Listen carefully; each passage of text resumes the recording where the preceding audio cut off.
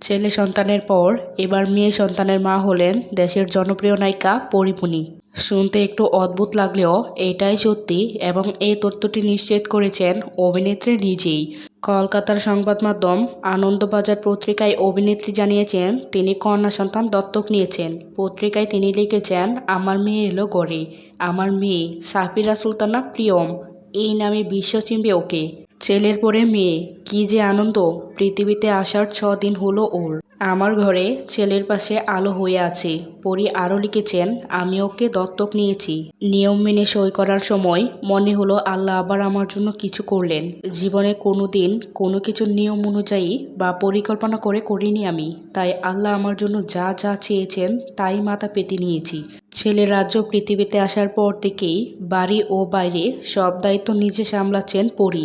সিনেমার শুটিং একটানা করতে পারছেন না পরী, কিন্তু তাকে এবার আরও কাজ করতে হবে ছেলে আর মেয়ের জন্য। পরী জানিয়েছেন শীঘ্রই প্রীতিলতার কাজ শেষ করতে চান তিনি। সেজন্য খুব তাড়াতাড়ি আগের চেহারায় ফিরতে হবে অভিনেত্রীকে। আপাতত রঙ্গিলা কিতাবের কাজ করছেন অভিনেত্রী। এখন তিনি এমন কাজ করতে চান যাতে তার ছেলে মেয়ে তাদের মাকে নিয়ে গর্ব করতে পারে। সবশেষে পরী লিখেছেন, সন্তানদের নিয়ে বাঁচবো আমি।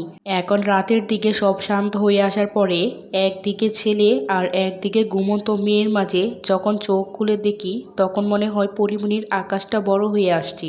দর্শক, ছেলে রাজ্যের পাশাপাশি কন্যা সন্তান দত্তক নেওয়ার বিষয়টিকে আপনারা কেমন চোখে দেখছেন? পরীমনি কি এই কাজটা ঠিক করেছে? কন্যা সন্তানের দায়িত্ব কি সঠিকভাবে পালন করতে পারবে? আপনাদের কাছে কি মনে হয় তা অবশ্যই কমেন্ট করে জানাতে ভুলবেন না।